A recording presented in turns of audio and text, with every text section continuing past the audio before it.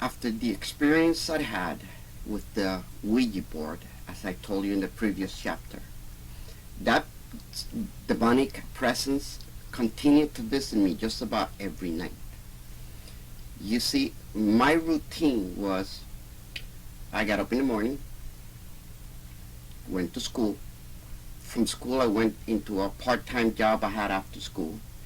Then I would come home and do my homework. Usually I already done my homework at school because I had a study hall period, or at my job because I had that kind of a job where there was space in between for you to be idle, okay? It's a gas station. So if there's no cars coming in, we're just hanging out. So I would do my homework kind of like right there.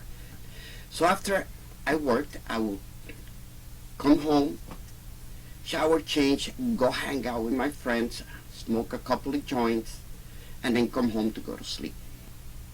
Every night when I come home, I knew the consequences of reading the Bible were that after I would read the Bible, a presence would come into the room. And once I would close the Bible and go to bed, that thing would come on top of me and hold me down and don't let me move. And I couldn't speak. Sometimes when my eyes closed, I could see the room, but I couldn't move. I want to make it clear that there was absolutely nothing sexual about this. It was the thing holding me down so that I couldn't move. Of course, I was terrified. I was very scared. I wasn't saved. And the Bible I was reading was stolen. But I wanted to read it.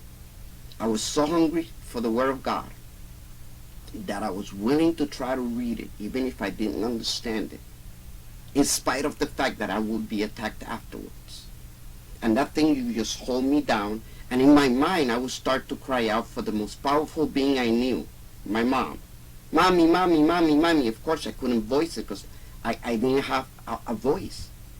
But inside I was screaming for Mom. She was way out in her room, but I didn't know who else to call. And this thing would hold me down. I couldn't move. I couldn't budge. And it would leave me whenever it decided to leave me. I really don't know how long the incidents lasted. Some lasted short, some were longer. But then I will sit up in the fetal position, scared, waiting for sunlight. I wouldn't even get off the bed. I would just wait for the sunlight. Once I saw the sun was beginning to rise, I would go to sleep, take a nap, a couple of hours, so that I could get up and go to school and go to work, go get high, and come home and try to read the Bible again and be attacked. That was my my routine for a few years. One night, I don't know what I did that night or didn't do, what I said or didn't say. One night it was different. One night I came in, same as always, close the door, go read the Bible. This time when the presence came in, it was different. It was very, very heavy, very tangible. And it was so real that it pushed me against the desk. I knew this was going to be different. I looked to the side, and from the corner of my eye, I would always see the shadow come by. But this time, I looked to the side, and I saw it. It was still a shadow, but it was three-dimensional. It had depth, it had height, it had width. It was totally covered with hair. The best way I could describe it, and I don't mean to be funny, but it's the truth. It looks somewhat like the Tasmanian devil.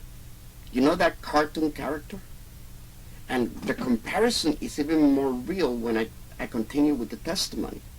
Because when I looked and I saw this thing there, and of course, It wasn't funny and it wasn't cute. It wasn't a cartoon. It was a beast, but it was a shadow. And this time I didn't just go to bed. This time I dropped the Bible, threw away the desk in which the chair in which I was sitting, and went to run out the door. And all of a sudden I feel a whirlwind behind me, and something grabs me by the hair and throws me against the wall, just like the needle of the Ouija board. I hit the wall, fall on my bed, and this thing comes on top of me. But this time it was different. This time, as I felt this power pushing on me, like always, I also felt it pulling my hair. And as it is pulling my hair, I start to freak out. I'm totally scared, and I feel I'm breathing, heavy breathing, because I'm scared. I'm terrified. And when I look down, I realize that I can feel my breath on my own head. And as I look down, I see my head. This thing was pulling my soul or my spirit or something out of my body. And I looked down and I saw my body, and my body could feel my breath. And I'm still inside going, "Mommy, Mommy, Mommy," and all of a sudden, I say, "Jesus!" And boom, that thing released me, it just went pfft, and disappeared. And I sat up, and I looked around, and I said, "Jesus, it's afraid of Jesus." Yes! And for the first time in my life, I didn't even know what worship was. I'm a sinner. I'm not saved. But this thing was afraid of Jesus.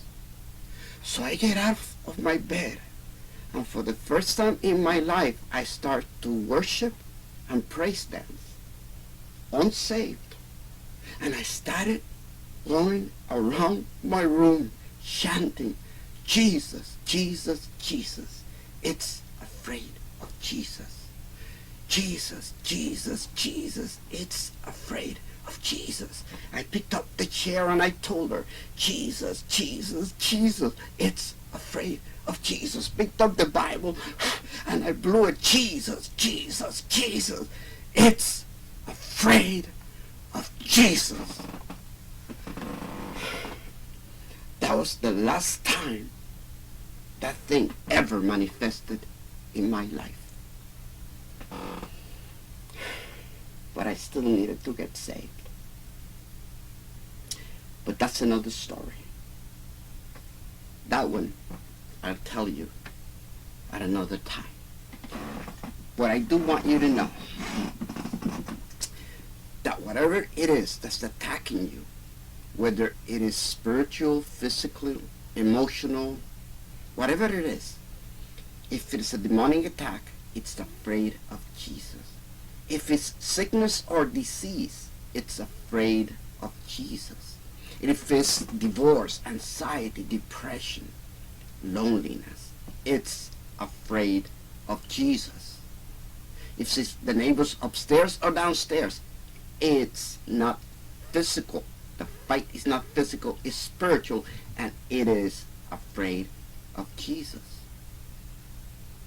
Jesus, I was unsaved, and I called on him, and he answered me. Call on him, and he will answer you, and he will show you what you need to do next. A few months after this, I got saved. I got born again. Twice. Again. But that's for another chapter. Thank you for listening to me. May God bless you. Ciao.